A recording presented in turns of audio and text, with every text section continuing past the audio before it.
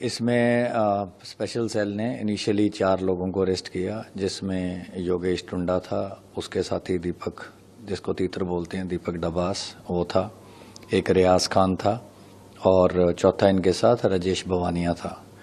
तफ्तीश के दौरान 2 लोगों के रोल का और पता चला था, जिसमें एक विजय चवन्नी करके था और छठा उसके साथ अताउल रहमान था। जो चवन्नी था, इसने सीसीटीवी कैमरा के आगे चादर लटकाने की कोशिश की थी कि ये इंसिडेंट सीसीटीवी कैमरा में कैद ना हो, और जो अताउल रहमान था उसको इन्होंने जो चाकू से स्टैबिंग करी थी वो उसको दे दिए थे, उसने उनको डिस्पोज कर दिया था। सर, किस तरह से इन्होंने क्योंकि अभी तक पुलिस रिमांड में थे ये लोग, क्या बताया इन लोगों ने और क्या गैंगवार का जो सामने आया था उसके बारे में थोड़ा सा डिटेल। गैंगवार में ये था कि गोगी के मरने के बाद इनका मेन टारगेट टिल्लू था ही, और दोनों जो दीपक तीतर हैं और योगेश टुंडा है, इन पे भी पहले स्टैबिंग हो चुकी है जेल या जेल प्रोडक्शन के दौरान खर्जे में। तो तीतर के तो 2 बार स्टैबिंग हुई है, तो उसके लिए इनको ये था कि टिल्लू या टिल्लू के आदमियों ने ये स्टैबिंग करवाई है, और इनको एक पुराना ग्रज भी था, प्लस इनका जो गैंग लीडर था जितेंद्र गोगी, उसको मरवाने में भी इनको पूरा वो था कि टिल्लू के शूटर थे और टिल्लू ने उसको मरवाया। टुंडा उसके साथ पड़ा था, पुराना जानता था, दूर रिश्तेदारी में भी था उसके साथ। तो जब ये 22 को मंडोली से आया तो तभी से इन्होंने प्लान कर लिया था, क्योंकि ये नीचे वाले सेल में था, ये ऊपर थे, और जो रेलिंग थी वो काफ़ी बहुत ज़्यादा स्ट्रांग नहीं थी। और जो इनके साथ तीसरा रियाज खान है, उसने पहले भी एक बार जेल में ऐसे सलाखें तोड़ी हुई हैं पुराने इंसिडेंट में। वो जिस कम्युनिटी को बिलोंग करता है वो डेंटिंग पेंटिंग का काम करते हैं, तो उसको लोहे के काम की काफ़ी महारत थी। तो उसने गीला कपड़ा करके चादर में क्योंकि चादर जब स्ट्रेंथ कपड़ा गीला हो जाए, नॉट उसको बन जाए, तो इन्होंने एक वाइपर था, वाइपर की रॉड तोड़ ली थी, तो उसको जैक की तरह इन्होंने चादर में जैसे चादर का एक तरीके से जैक बना लिया।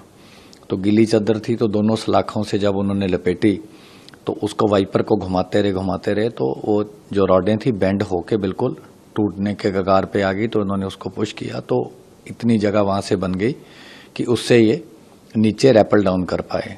तो इन्होंने देख लिया 6 बजे चक्कियां खुलती हैं, खुलने के बाद चक्की बाहर से ही खुलती है जेल वाले जब खोलते हैं, तो उसके बाद जो सेल है उसमें सारे इनमेट्स एक दूसरे से मिंगल कर सकते हैं।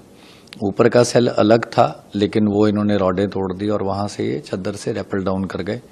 और जैसा ऑलरेडी फुटेज में अब तो वाइडली ऑलरेडी देखा गया है, उसने टिल्लू ताजपुरिये ने रोहित के जो चक्की थी उसमें घुसने की कोशिश करी, वो उसके साथ थोड़ा सहानुभूति भी रखता था।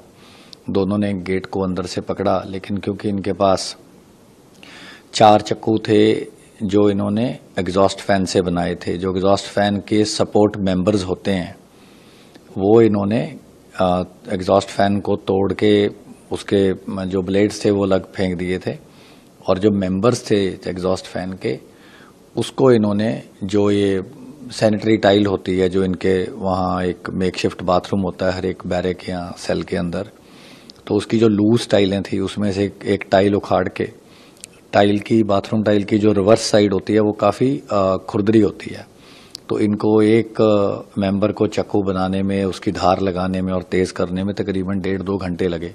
तो पूरी रात टुंडा और रियाज खान यही करते रहे। तो सुबह तक इन्होंने वो 4 जो चक्कू थे वो बना लिए उसके मेंबर्स के। एक इनके पास पहले से 2 कोई पतले पतले तीखी पत्तियां टाइप थी, जो इन्होंने उनको जोड़ के रस्सी का मुट्ठा बना के वो 5वां बना लिया। तो 2 उनमें से दीपक तीतर के पास थे और उसका काम स्टैबिंग का ही था, और टुंडा उसके साथ था। रियाज खान को भी यही टास्किंग थी और बाकियों को दूर रखना था। भवानिया एंड में उतरा, तो उसका भी मेन काम यही था कि बाकी इनमेट्स इसमें ना आए। तो सर, क्या ये प्लान किया और उसके बाद पूरी इसको वारदात अंजाम दिया?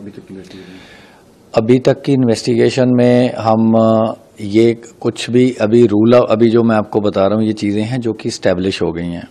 अभी क्या बाहर से कॉल हुई नहीं हुई, और कौन गैंग के मेंबर इसमें शामिल थे, किसको इस चीज़ का पता था, ये चीज़ें अभी इन्वेस्टिगेशन की स्टेज पे हैं।